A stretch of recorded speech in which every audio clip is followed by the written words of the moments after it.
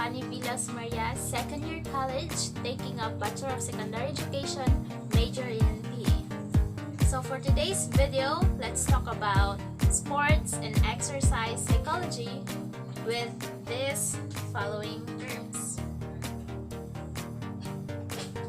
So with that, let's start. Consider these human abilities and talents can grow and develop through effort and learning. What do you think? The belief that who we are can change is called growth mindset. Researchers have discovered that people who believe they can develop their abilities through effort and learning are more likely to take on challenges and grow their skills. On the flip side, those are the fixed mindset believe that skills and abilities are basically set in stone. Either you're born with it or you're not. Either you're good at basketball or you're not. You're strong and fast or you're not. Because people with fixed mindsets believe who they are is set in stone, they are less likely to work on and develop their athletic abilities. Having a growth mindset is believing you can change how you think, feel, and act. For example, people with a growth mindset believe they can change their athletic ability and physical skills. In addition to that, let's talk about these three terms: the achievement goal theory, achievement motive, and action control. In achievement goal theory, it helps athletes achieve their potential because an athlete's goal orientation focuses on how athletes judge their own success in sport and competition.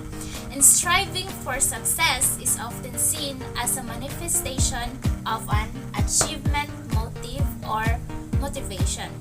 Moreover, the action control theory claims that state orientation is adaptation to psychological, because when an athlete can control his or her action, it can help athletes to be aware of where their focus is prior to performance.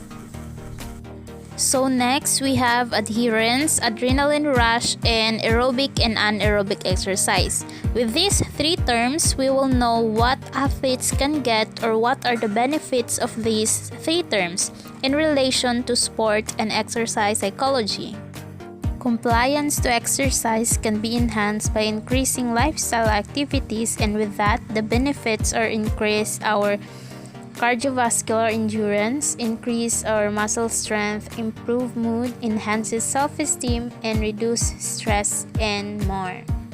On the other hand, let's talk about aging and alcoholism and how these two terms affects athletes' ability. We all grow older, but the aging process affects us differently. Many master or veteran athletes are examples of successful aging. There are physiological, structural, and psychosocial differences which distinguish them as a unique entity in the athletic world. Despite the unavoidable alteration that the passage of time imposes on our bodies, these competitors are still capable of incredible performances of strength, skill, and endurance. Aging athletes are risked from injury since they are older. Next, alcoholism is the most commonly used recreational drug globally. In its consumption, often in large volume, is deeply embedded in many aspects of Western society. So when an athlete drinks alcohol, their blood sugar levels will fall and their sports performance won't be as good as usual. Alcohol compromises our motor skills, balance, hand-eye coordination, and reaction time, which negatively affect their performance and increases the risk of injury. Next terms are affect, aggression, aggressiveness, and androgyny. So, in androgyny, masculinity and femininity have traditionally been perceived as two distinct and opposing concepts, causing individuals to be categorized as either entirely masculine or entirely feminine. Understanding gender in this manner led to a unidimensional research approach that measured people based on levels of their masculinity or femininity, but not both simultaneously. In relation to this, research has shown that men who participate in organized sports exhibit more aggressive behaviors in both athletic and non-athletic contexts.